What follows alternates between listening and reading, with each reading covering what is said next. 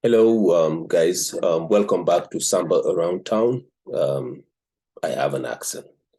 Yes, indeed, I'm an African living in Minnesota and have been the last 23 years. Recently became the Race Equity Advisory Council for the greatest county, Hennepin County. It does matter. Representation does.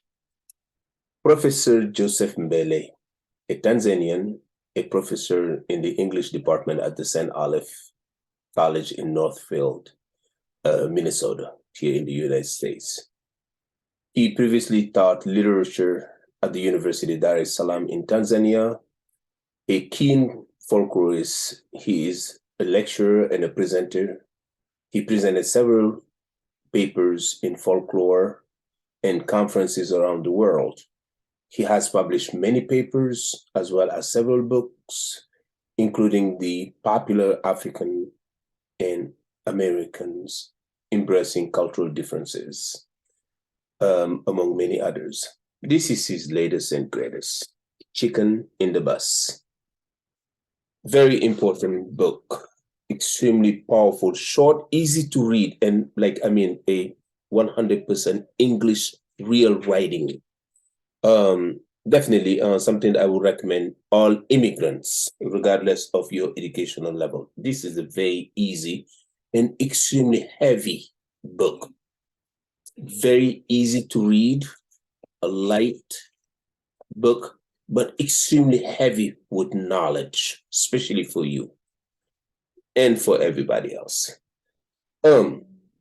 This chapter, number 2, which is, do you have an accent? Well, Samba, I do know I have one. Do you have an accent?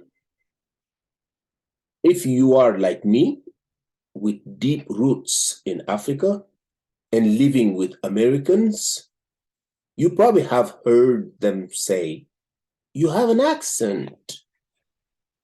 You may feel that having an accent is bad. Many new immigrants in America are embarrassed about their foreign accent and struggle to speak Americans. I met a Somali youth in Fairbow, Minnesota, who felt that way. All this is rather unfortunate.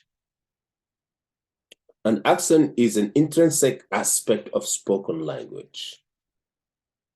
Nobody can say a word, let alone speak a language, without having an accent.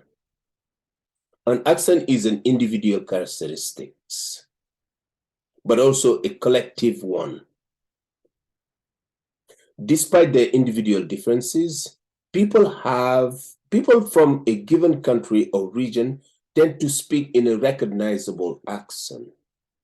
I can tell a South African from a Nigerian or an American from an Indian based on the way they speak English.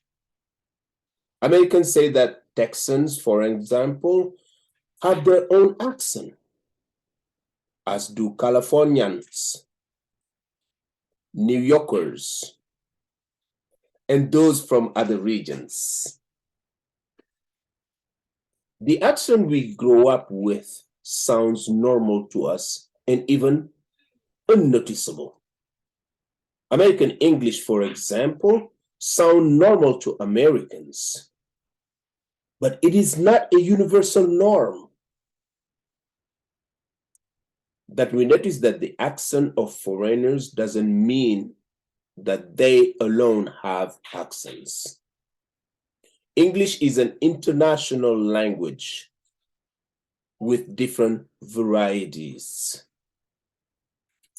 As the world becomes increasingly interconnected, people who ignore those varieties do so at their own perils.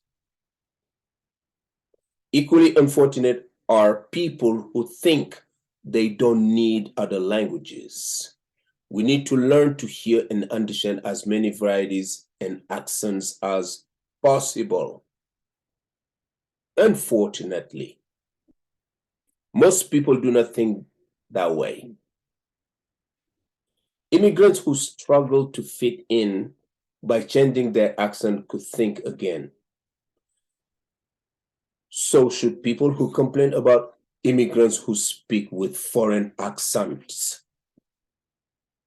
Why should somebody with a proper Nigerian or Ugandan accent be presumed to speak like an American?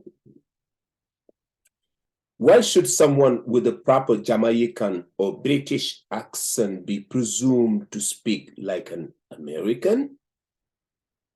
In Africa, no one asks a foreigner to speak English like Africans. The British speak their own way, so do the Indians, the Australians, and others who speak just like the way they are. Having been brought up that way, I am comfortable with my Tanzanian accent. I teach English at college level in America and never think about my accent. Professor MBele, thank you so much. This is great.